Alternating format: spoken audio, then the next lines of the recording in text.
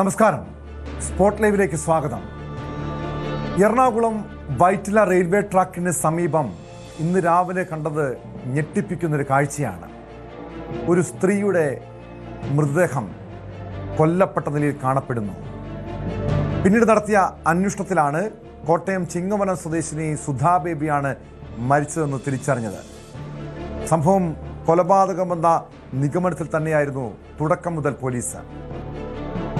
ആ കേസുമായി ബന്ധപ്പെട്ട അന്വേഷണം എത്തിയത് കൊച്ചി പൊന്നുരുന്നി സ്വദേശി ഷാജിയിലേക്കാണ്. ഇന്നലെ രാത്രി 11 മണിയോടുകൂടി സുധാ ബേബിയും ഷാജിയും ഒരു കാറിൽ റെയിൽവേ ട്രാക്കിന് സമീപം വന്നിറങ്ങിയതാണ്. അതിനുശേഷമാണ് ഈ ദാരുണമായ സംഭവം ഉണ്ടായത്. അതായത് രാത്രി 11:30 വൈറ്റില റെയിൽവേ ട്രാക്കിന് സമീപം സുധാ ബേബി ഒരാൾക്കൊപ്പം കാറിൽ വന്നിറങ്ങുന്ന CCTV ദൃശ്യങ്ങളാണ് കേസിൽ നിർണായകമായത്. അതിനുശേഷം സുധയെ ഇയാൾ കൊലപ്പെടുത്തുകയായിരുന്നു. തലയ്ക്കും മുഖത്തും പരിക്കുകളുണ്ട്. ട്രെയിനിൽ നിന്നും വീണതോ ട്രെയിൻ ഇടിച്ചതോ എന്നായിരുന്നു തുടക്കത്തിൽ സംശയമെങ്കിലും ഉപയോഗിക്കാത്ത ട്രാക്കിലാണ് മൃതദേഹം കിടന്നതെന്നതുകൊണ്ട് കൊലപാതകമെന്ന നിഗമനത്തിൽ പോലീസ് എത്തുന്നു. അതിനുശേഷം നടത്തിയ അന്വേഷണത്തിലാണ് കൊലയാളിയിലേക്ക്, പൊന്നുരുന്നി സ്വദേശിയിലേക്ക്, ഷാജിയിലേക്ക് അന്വേഷണം എത്തുന്നത്. പോലീസ് രാവിലെ മുതൽ തന്നെ ഈ കൊലയാളിയുടെ പിന്നാലെയായിരുന്നു. വിശദമായ അന്വേഷണം നടത്തി, പലയിടങ്ങളിലും പരിശോധിച്ചു, നിരവധി CCTV ദൃശ്യങ്ങൾ പരിശോധിച്ചു. മറ്റെവിടെയെങ്കിലും വെച്ച് കൊലപ്പെടുത്തിയ ശേഷം ഇവിടെ കൊണ്ടിട്ടതാണോ എന്നായിരുന്നു തുടക്കത്തിലുള്ളൊരു സംശയം. എന്നാൽ ഇരുവരും കാറിൽ വന്നിറങ്ങുന്ന ദൃശ്യം ലഭിച്ചതോടെ ഇവിടെ വെച്ച്, അതായത് റെയിൽവേ ട്രാക്കിന് സമീപത്ത് വെച്ച് തന്നെയാണ് കൊലപാതകമെന്ന് വ്യക്തമാകുന്നു. സുധാ ബേബി അമ്മയും ഒന്നിച്ച് പൂത്തോട്ടയിലാണ് കഴിഞ്ഞ 3 മാസമായി താമസിച്ചിരുന്നത്. ഭർത്താവുമായി ബന്ധം വേർപെടുത്തിയതാണെന്നും പോലീസ് സ്ഥിരീകരിച്ചിട്ടുണ്ട്. പക്ഷെ എന്താണ് ഈ സുധയും പൊന്നുരുന്നി സ്വദേശിയായ ഷാജിയും തമ്മിലുള്ള എന്ത് ബന്ധമാണ്, എന്തിനാണ് കൊലപ്പെടുത്തിയത് തുടങ്ങിയ കാര്യങ്ങളിൽ വ്യക്തത വേണം. നവമി ദിനേശ് ചേരുന്നു കൊച്ചിയിൽ നിന്ന്. നവമി, ഇന്ന് രാവിലെ തന്നെ ഈ മൃതദേഹം കണ്ടെത്തിയപ്പോൾ തന്നെ തുടക്കത്തിൽ അതൊരു ആത്മഹത്യയാണോ എന്ന രീതിയിലുള്ള സംശയമുണ്ടായിരുന്നു. പക്ഷേ ഉപയോഗിക്കാത്ത ട്രാക്ക്, അതുകൊണ്ട് തന്നെയാണ് കൊലപാതകമെന്ന നിഗമനത്തിൽ പോലീസ് എത്തിയത്. മണിക്കൂറുകൾക്കകം തന്നെ പോലീസിന് പ്രതിയിലേക്ക് എത്താൻ കഴിഞ്ഞു. എവിടെ വെച്ചാണ് പ്രതി പിടിയിലായത്, എന്തിനാണ് കൊലപ്പെടുത്തിയത്, എങ്ങനെയാണ് കൊലപ്പെടുത്തിയത്, ഇക്കാര്യത്തിൽ വ്യക്തത വന്നിട്ടുണ്ടോ നവമി?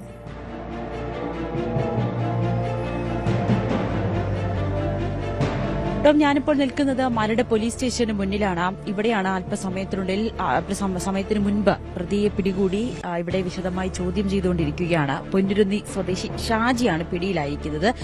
നേരത്തെ സൂചിപ്പിച്ചതുപോലെ തന്നെ മൃതദേഹം കണ്ടെത്തിയ രീതി, അതിലെ ശരീരത്തിലുണ്ടായിരുന്ന മുറിവുകൾ, ഇതെല്ലാം തന്നെ പോലീസിന് ഒറ്റ നോട്ടത്തിൽ ഇതൊരു കൊലപാതകമാണ് എന്ന നിഗമനത്തിലേക്ക് എത്തിക്കുകയായിരുന്നു. ഇത് പുലർച്ചെ ഒരു 3:30 മണിയോടുകൂടിയാണ് അമൃത എക്സ്പ്രസിലെ ലോക്കോ പൈലറ്റാണ് ആദ്യം ഈ മൃതദേഹം കാണുന്നത്. പിന്നീട് ഉടനെ തന്നെ റെയിൽവേ പോലീസിനെ വിവരം അറിയിച്ചു. റെയിൽവേ പോലീസ് മരട് പോലീസിനെ ഈ വിവരം പാസ് ചെയ്യുകയായിരുന്നു. പോലീസ് അവിടെ എത്തി. പരിശോധനയിൽ നിന്ന് തന്നെ ആദ്യം കണ്ടെത്തിയത് ഈ മൃതദേഹത്തിലുണ്ടായിരുന്ന പാടുകൾ, അതിൽ പ്രത്യേകിച്ച് മുഖത്തുണ്ടായ ഒരു രക്തം കട്ട പിടിച്ച് നിൽക്കുന്ന രീതിയിലായിരുന്നു മുഖത്തെ പാടുകൾ ഉണ്ടായിരുന്നത്. അപ്പോൾ ശരീരത്തിലും ചില പാടുകൾ ഉണ്ടായിരുന്നു. ഇതെല്ലാം തന്നെ ഒരു ബലപ്രയോഗം നടന്നു, ഒരു കൊലപാതകമാണ് എന്നൊരു സൂചന പോലീസിന് തുടക്കത്തിൽ തന്നെ ലഭിച്ചിരുന്നു. അതോടൊപ്പം തന്നെ മറ്റൊരു കാര്യം, നമ്മളെപ്പോഴും പറയില്ലോട്ടോ, ഒരു കൊലപാതകം നടന്ന ശേഷം എന്തെങ്കിലും ഒരു തെളിവ് അവിടെ ബാക്കിയുണ്ടാകുമെന്ന്.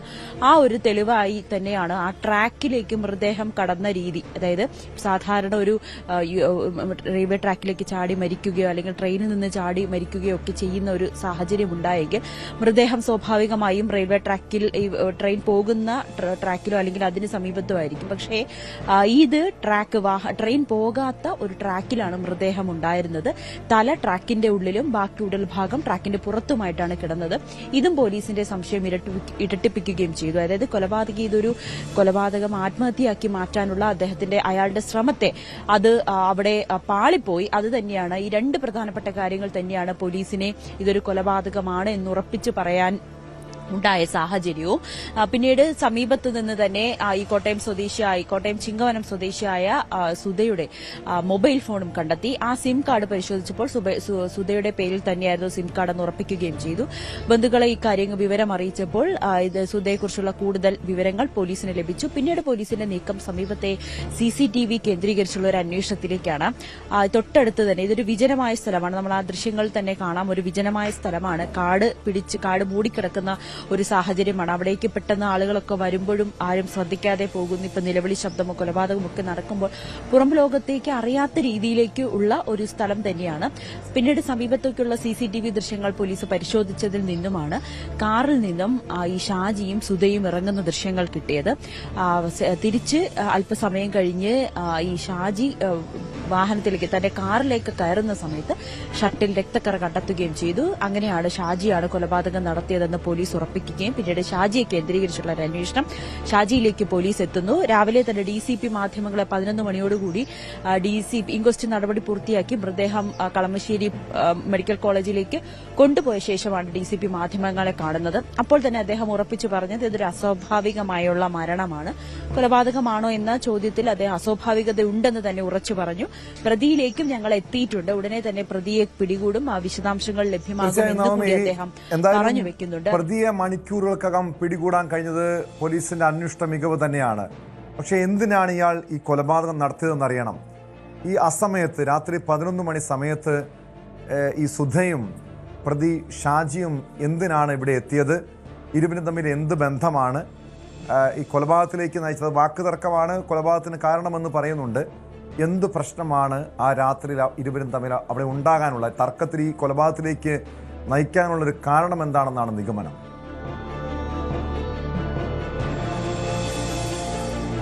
ടോം, അക്കാര്യം നമുക്ക് കൃത്യമായി ലഭിച്ചിട്ടില്ല. ഇരുവരും സുഹൃത്തുക്കളാണ് എന്നൊരു തരത്തിലുള്ള സൂചനകളൊക്കെ ലഭിക്കുന്നുണ്ട്. അതിൽ പോലീസ് അതിൽ കുറച്ചുകൂടി വിശദീകരണം നൽകേണ്ടി വരും. പ്രതി എന്തായാലും പിടികൂടി ചോദ്യം ചെയ്യൽ പുരോഗമിക്കുകയാണ്. ചോദ്യം ചെയ്തതിന് ശേഷമായിരിക്കും നമുക്ക് അക്കാര്യങ്ങളിലൊക്കെ ഒരു കൃത്യത വരികയുള്ളൂ. ഇവരെന്തിനാണ് ആ സമയത്ത് അവിടെ വന്നത്? അതായത് ഒരു വിജനമായ ഒരു സ്ഥലം, അവിടെ വരുന്നു. പിന്നീട് അവിടെ ഇവർ തമ്മിലൊരു തർക്കമുണ്ടാകുന്നു. അത് എന്താണ് ആ തർക്കത്തിലേക്ക് നയിച്ചത്, അല്ലെങ്കിൽ സുധയുടെ കൊലപാതകത്തിലേക്ക് നയിച്ച ഒരു കാരണം എന്താണ്? ഷാജി എന്താണ് സുധയെ കൊലപ്പെടുത്താൻ പ്രകോപിപ്പിച്ചത്? ഇക്കാര്യങ്ങളിലെല്ലാം പോലീസ് തന്നെ വ്യക്തമായിട്ടുള്ള ഒരു ഉത്തരം നൽകേണ്ടതുണ്ട്. ഞാനിപ്പോൾ മരട് പോലീസ് സ്റ്റേഷനിലാണുള്ളത്. പോലീസ് ഈ പ്രതി ഷാജിയെ വിശദമായി ചോദ്യം ചെയ്തുകൊണ്ടിരിക്കുകയാണ്. അതിനുശേഷം നമുക്ക് അതിലൊരു കൃത്യമായിട്ടുള്ള ഒരു ഉത്തരം നൽകാൻ കഴിയും. കോട്ടയം ചിങ്ങവനം സ്വദേശിയാണ് ഈ മരിച്ച സുധ. നേരത്തെ ടോം സൂചിപ്പിച്ചതുപോലെ തന്നെ വിവാഹമോചിതയാണ്, ഭർത്താവുമായി പിരിഞ്ഞ് ജീവിക്കുകയാണ്. ഈ പൊന്നുരുന്നി സ്വദേശി ഷാജിയെക്കുറിച്ചുള്ള കൂടുതൽ വിശദാംശങ്ങൾ നമുക്ക് ലഭ്യമായിട്ടില്ല. ഉടനെ തന്നെ അതും ലഭിക്കും. നമുക്ക് ആ സ്ഥലത്തെത്തുമ്പോൾ തന്നെ മനസ്സിലാകും. അത് ആ സ്ഥലത്തെക്കുറിച്ച് പരിചയമുള്ള ഒരാൾ മാത്രമായിരിക്കും അത്ര വിജനമായൊരു ഇടം കണ്ടെത്തുകയുള്ളൂ. അങ്ങനെ ഷാജി പൊന്നുരുന്നി സ്വദേശിയാണ്. അദ്ദേഹത്തിന് പരിചിതമായിട്ടുള്ള ഒരു സ്ഥലം തന്നെയാണ്. അങ്ങനെയാണ് അവിടേക്ക് എത്തിയത് എന്ന് നമുക്ക് അത് കാണുമ്പോൾ തന്നെ മനസ്സിലാകും. പോലീസ് അങ്ങനെ തന്നെ പറയുന്നു. ഇനി എന്താണ് ഇവർ തമ്മിൽ ഉണ്ടായ തർക്കം, എങ്ങനെയാണ് ഈ ഒരു കൊലപാതകത്തിലേക്ക് നയിച്ചത്, എന്ത് കാരണമാണ്, ഇതെല്ലാം പോലീസ് അല്പസമയത്തിനുള്ളിൽ വിശദീകരിക്കും, അല്ലെങ്കിൽ പോലീസിൽ നിന്ന് ലഭിക്കും എന്ന് നമ്മൾ പ്രതീക്ഷിക്കുന്നുണ്ട്. എന്തായാലും സുധയുടേത് കൊലപാതകമാണെന്ന് പോലീസ് തന്നെ ഉറപ്പിച്ചിട്ടുണ്ട്. രാവിലെ തന്നെ അത് ഉറപ്പിച്ചിരുന്നു. പ്രതി ഷാജിയെയും പിടികൂടിയിട്ടുണ്ട്. ഇനി അറസ്റ്റ് അടക്കമുള്ള കാര്യങ്ങളിലേക്ക് പോലീസ് കടക്കും. അതിനുശേഷമായിരിക്കും തെളിവെടുപ്പും കൂടുതൽ നടപടിക്രമങ്ങളിലേക്കും പോലീസ് കടക്കുക എന്നാണ് നമുക്ക് അറിയാൻ സാധിക്കുക. ഇനി എന്താണ് ഇവർ തമ്മിൽ ഉണ്ടായിരുന്ന തർക്കം, എന്തായിരുന്നു കൊലപാതകത്തിന് ഉണ്ടായ പ്രകോപനം, എന്ത് കാരണത്താലാണ് സുധയെ കൊലപ്പെടുത്തുവാൻ ഷാജി തീരുമാനിച്ചത്, ഇതെല്ലാം നമുക്ക് ഉടനെ തന്നെ മനസ്സിലാകും. തീർച്ചയായും അതോടൊപ്പം ഈ കൊലയാളി ഷാജിയുടെ ഒരു പശ്ചാത്തലം കൂടി അറിയേണ്ടതുണ്ട്. കാരണം അതിവിദഗ്ധമായി കൊലപാതകം നടത്തിയ ആളാണ്. അതിനുശേഷം തെളിവ് നശിപ്പിക്കാൻ വലിയ തന്ത്രങ്ങൾ മെനഞ്ഞു. പക്ഷേ നവമി സൂചിപ്പിച്ചതുപോലെ ഏതൊരു കുറ്റകൃത്യത്തിനും ഒരു തെളിവ് അവശേഷിക്കുമെന്ന് പറഞ്ഞതുപോലെ ഇയാളുടെ തന്ത്രങ്ങൾ പക്ഷേ പാളുന്നു. CCTV ദൃശ്യങ്ങൾ കൃത്യമായി പ്രതിയുടെ മുഖം പതിയുന്നു, വാഹനത്തിൻ്റെ നമ്പർ പതിയുന്നു. അങ്ങനെ പ്രതിയിലേക്ക് അന്വേഷണം എത്താൻ കഴിയുന്നു. ഇയാളുടെ ഒരു പശ്ചാത്തലം എന്താണ്? ഇത്തരമൊരു ക്രിമിനൽ പശ്ചാത്തലമുള്ള ഒരു വ്യക്തിയാണോ? ഇതിനു മുൻപ് ഏതെങ്കിലും കേസിൽ പിടിക്കപ്പെട്ടിട്ടുള്ള ആളാണോ? പോലീസിൽ നിന്നും അതുമായി ബന്ധപ്പെട്ട എന്തെങ്കിലും സൂചനകൾ ലഭിച്ചിട്ടുണ്ടോ നവമി?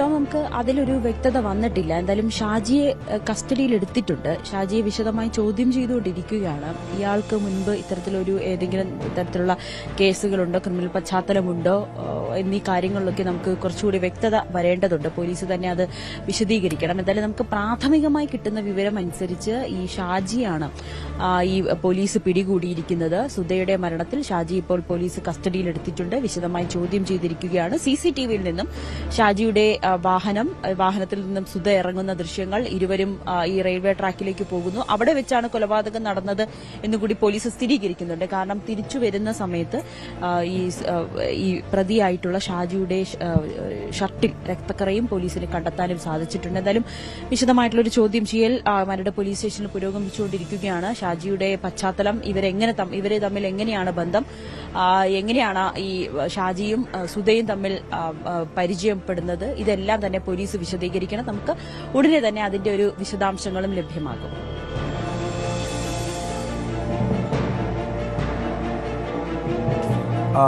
നവമി, എന്തായാലും വിശദമായി ഈ പ്രതിയെ പോലീസ് ഇപ്പോൾ ചോദ്യം ചെയ്യുകയാണ്.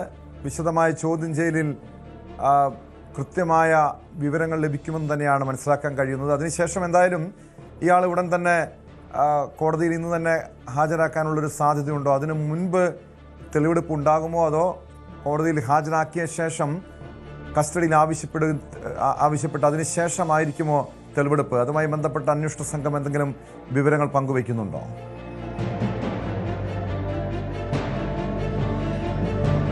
ടോം, അത്തരത്തിൽ വിവരങ്ങളൊന്നും തന്നെ ലഭ്യമായിട്ടില്ല. ഇപ്പോൾ എന്തായാലും ചോദ്യം ചെയ്യൽ പുരോഗമിച്ചുകൊണ്ടിരിക്കുകയാണ്. രാവിലെയോടുകൂടി തന്നെ, അതായത് DCP മാധ്യമങ്ങളെ കണ്ട് പ്രതിയിലേക്ക് അന്വേഷണ സംഘം എത്തിയിട്ടുണ്ട്, അല്ലെങ്കിൽ പ്രതിയെ കണ്ടെത്തിയിട്ടുണ്ടെന്ന് പറയുന്ന സമയത്ത് തന്നെ ചിലപ്പോൾ ഈ ഷാജിയെ പോലീസ് പിടികൂടിയിട്ടുണ്ടാകണം. ഷാജി ഇനിയിപ്പോൾ കുറ്റം സമ്മതിച്ചോ, എങ്ങനെയാണ് കൊലപ്പെടുത്തിയ രീതി, ഇതെല്ലാം പോലീസിനോട് വിശദീകരിച്ചിട്ടുണ്ടാവും. എന്തായാലും നമുക്ക് അത് ഉടനെ തന്നെ ആ വിശദാംശങ്ങൾ ലഭിക്കും. അങ്ങനെയാണെങ്കിൽ ഇന്ന് തന്നെ കോടതിയിൽ ഹാജരാക്കാനുള്ള ഒരു സാധ്യതയാണ്. പ്രതി കുറ്റം സമ്മതിച്ചു കഴിഞ്ഞാൽ പോലീസ് ഇന്ന് തന്നെയായിരിക്കും കോടതിയിൽ ഹാജരാക്കുക.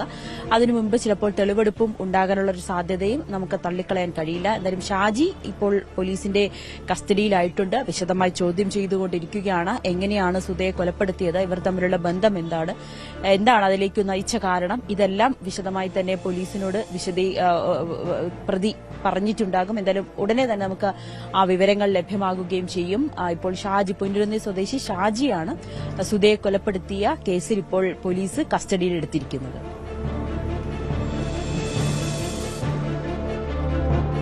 വ്യക്തമാണ്.